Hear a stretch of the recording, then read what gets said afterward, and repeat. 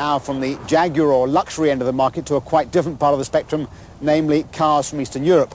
In their quest for foreign currency, Eastern European countries have priced their cars very competitively to buy themselves a foothold in the West. And that price has reflected the fact they're using largely outdated technology, like, for example, this Yugo based on the old Fiat 127. But now things are changing. We've seen Lada's Samara and Skoda's Favorit reflecting a newer technology. They're now joined by the Sana, Yugo's attempt to compete directly with Western designs, albeit at the lower end of the price spectrum.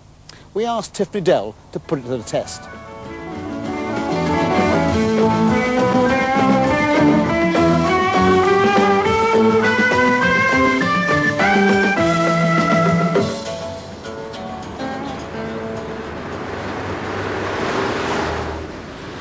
The Sana is the first of Yugo's in-house concepts and a complete breakaway from the previous Fiat 127 derivatives, although it does have a hint of Uno about it.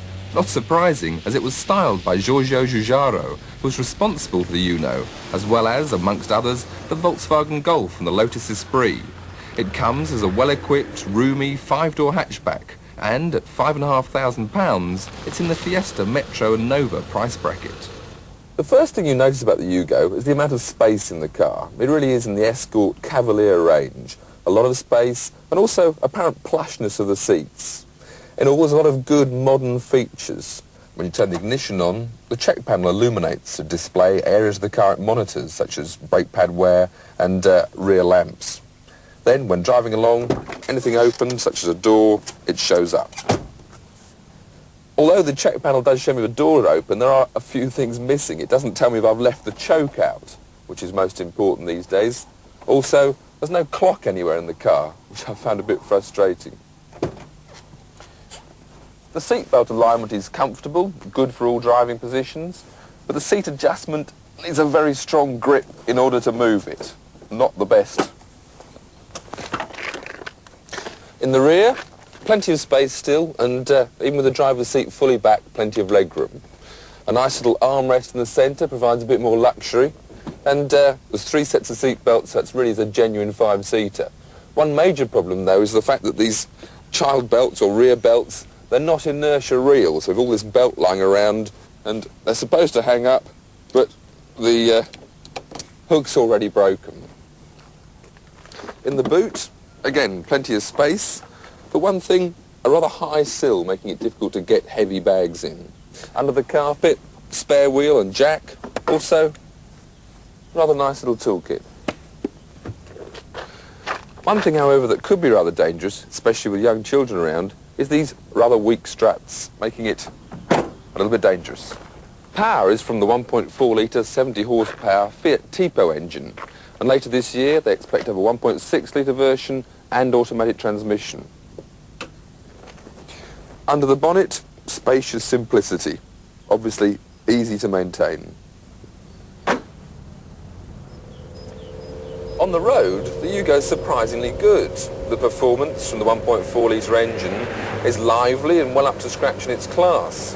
Acceleration for overtaking good, also high-speed cruising. The suspension is quite firm, almost semi-sport suspension, and this gives good handling characteristics. But it's a shame that the steering itself is rather heavy with a rather dead feel, and there won't be any power steering option available. The gear change, again, front-wheel drive, slightly spongy, but always a positive location into the gear I want. The controls themselves, I have these paddle switches, fingertip controls, which is rather unusual. The wipers on the right, indeed a rather pleasant single wiper, which I rather like. On the left there's the headlamps, and there is a small possibility of occasionally, when you go to indicate right, as happened to me once last night, of knocking all the lights off. But that's something I think you'd soon get used to not doing.